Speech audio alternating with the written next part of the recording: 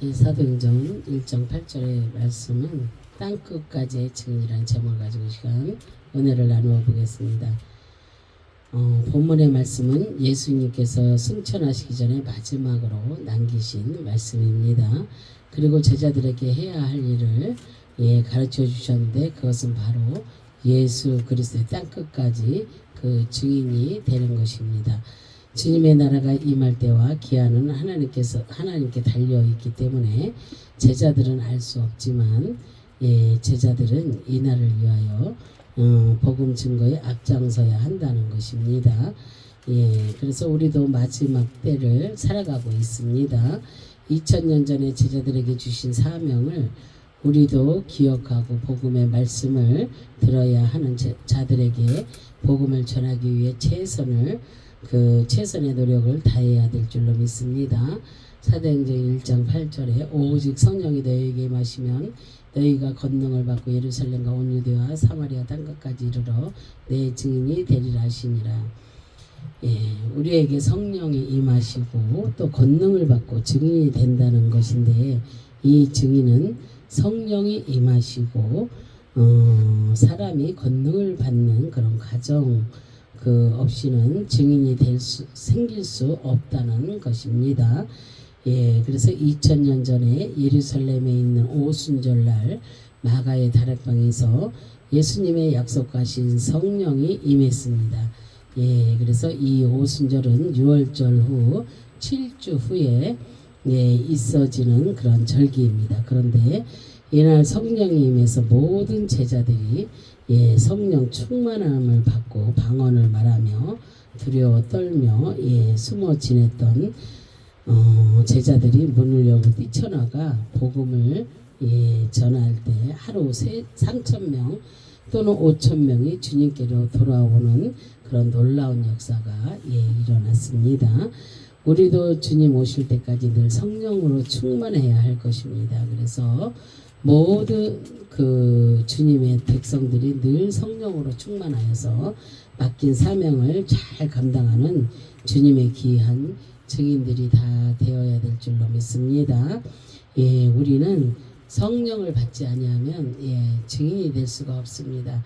우리가 성령 충만함을 받아야 내 안에서 정말 예수의 피가 흐르는 그 흔적을 가지고 우리가 나아가서 예수님을 전할 수가 있습니다. 그래서 복음을 전할 수가 있는 것입니다. 그러나 우리가 성령 충만함을 받지 아니하면 나가서 전하고 싶어도 마음이 쫄려서도 못 전합니다. 사람이 옆에 지나가도 예수 믿으세요 그 말 한마디 하기가 힘듭니다. 그래서 우리가 성령 충만함을 받지 아니하면 지금 마가의 다락방에서 떨어진 오순절날 그 성령의 불을 우리가 이 시대에 받아야 정말로 이 시대 살아가는 많은 이들을 주께 돌아오게 하고 복음을 전파하면서 증인이 되는 그런 아름답고 복된 삶을 살아갈 수가 있게 되는 것입니다. 그래서 예수님께서 승천하시고 보혜사 성령을 보내주시기로 제자들과 약속을 하셨습니다. 그 성령이 그들에게 임하는데 그 약속을 믿고 기다리는 자녀 모두에게 약속대로 개인에게 반드시 임한다는 것입니다. 주신 말씀은 약속된 자녀에게 이미 주어져 있습니다. 그 약속의 말씀을 스스로 믿고 기다리는 자가 증인입니다. 하나님의 권능은 성령이 먼저 임하는 자에게 받는 것입니다. 이 권능의 능력은 많은 영향을 끼치는 힘을 말합니다. 그래서 아무것도 할 수 없는 자에게 예수 그리스도의 증인이 되게 하는 가능성을 말하는 것입니다. 그래서 증인의 역량을 할 수 있도록 영적인 힘을 주시는 것입니다. 그래서 이 권능은 증인의 사명을 감당하기 위해서 신체적으로 어려움을 당하는 자들에게 하나님의 능력을 나타내도록 주시는 영적인 하나님의 사역입니다. 증인은 지적인 권능을 주님의 복음 사역에 힘쓰고 힘을 쓰고 그리고 그 능력을 나타내야 될 줄로 믿습니다. 이 권능의 힘은 하나님이 주신 증인의 사명을 감당해야 하기 때문입니다. 예.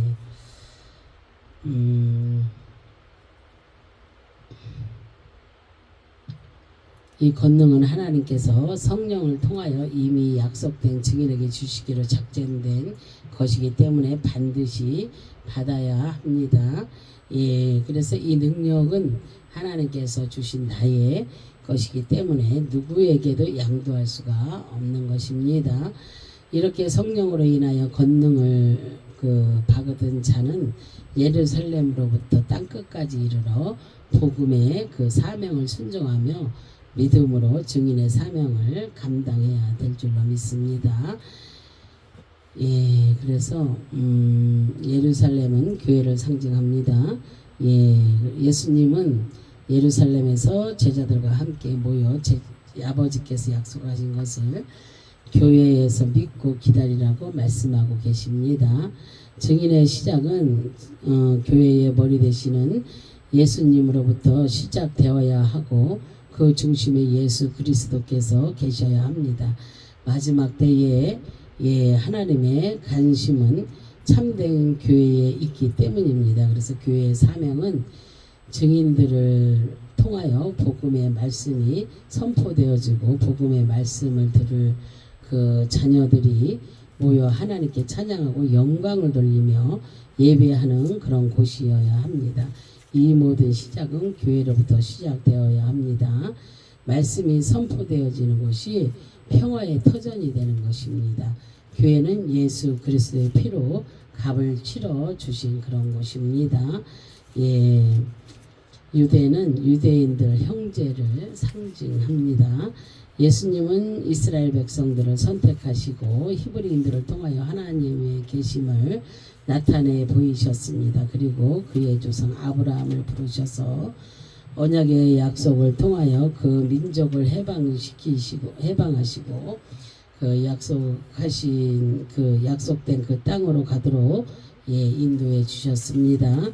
하나님은 그들에게 율법의 말씀을 모세를 통하여 주시고 그 말씀 속에서 오직 오실 예수 그리스도를 바라보고 기다리는 그 약속의 그 시간을 주셨습니다. 그러나 그들의 눈은 하나님이 가리시고 이방인들을 구원하시기를 원하셨습니다. 가리었던 눈을 그 복음의 말씀을 통하여 열어주시고 듣고 믿게 하시는 것입니다. 그래서 이 사명을 성령이 임하여 권능을 받은 증인에게 주신 사명입니다. 우리는 이 사명을 하나님 앞에서 순종해야 될 줄로 믿습니다. 예. 사마리아는 이방인들을 상징합니다.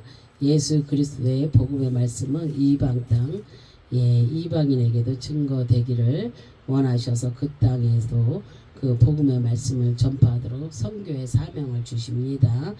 예수님은 이 이방인들도 만세전의 생명책에서 기록하시고 보존하여 하나님의 계획 속에서 관찰하시고 구원하시기 위하여서 지키시고 보호해 주셨습니다.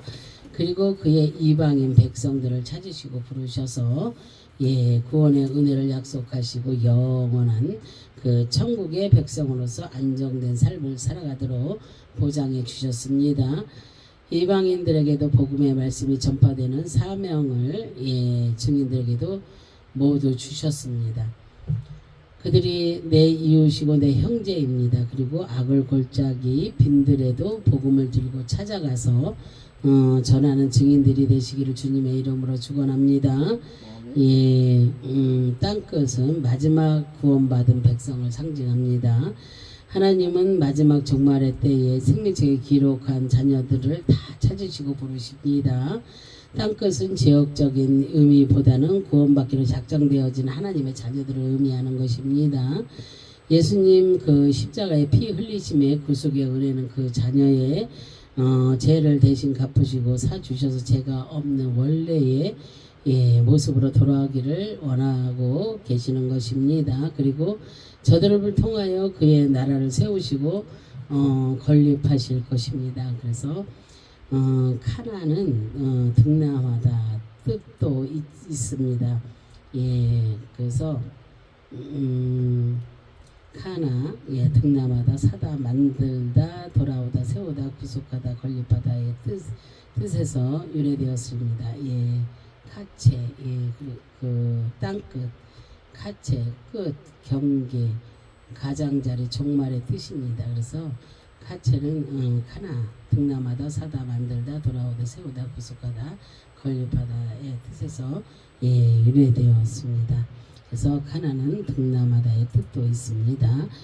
양 새끼는 양이 낳는 것입니다. 우리는 하나님의 어린 양들입니다. 하나님은 우리를 증인으로 세우시고 나로 하여금 영적인 자녀들을 낳기를 원하고 계십니다.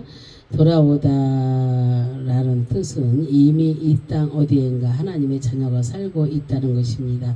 그 자녀들이 말씀을 듣고 원래의 자리로 돌아오는 것을 말하는 것입니다. 만들다라는 것은 히브리어로 아사입니다. 그래서 유에서 유를 만드는 것입니다. 이미 이 땅에 존재하고 있음을 말해주는 것입니다. 하나님은 이 모든 사역의 증인을 세우셔서 부르시는 하나님의 절대적인 사역의 역사입니다. 그래서 우리는 마지막 구원받을 생명들을 찾아서 이 사명을 잘 감당해야 될 줄로 믿습니다. 예, 증인, 예, 마르테스, 증인, 사실이나 교리에 관한 선포, 입증하다, 칭찬하다, 순교하다, 애원하다의 뜻입니다. 증인은 법정 용어입니다. 증인은 내가 알고 경험한 사실에 관하여 말하고 입증해야 합니다.